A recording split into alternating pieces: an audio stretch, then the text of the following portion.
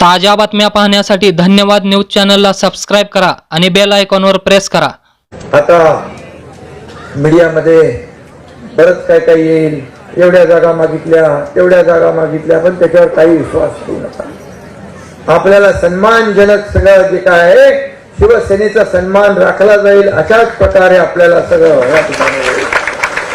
आणि म्हणून मी जसं म्हणालो, मी कार्यकर्ता म्हणून काम करतो, तसं तुम्ही देखील आता एकनाथ शिंदे बनून काम करायचं, एकनाथ शिंदे बनून काम करायचं। तर महाराष्ट्रामध्ये सगळीकडे 29 महापालिका आहे।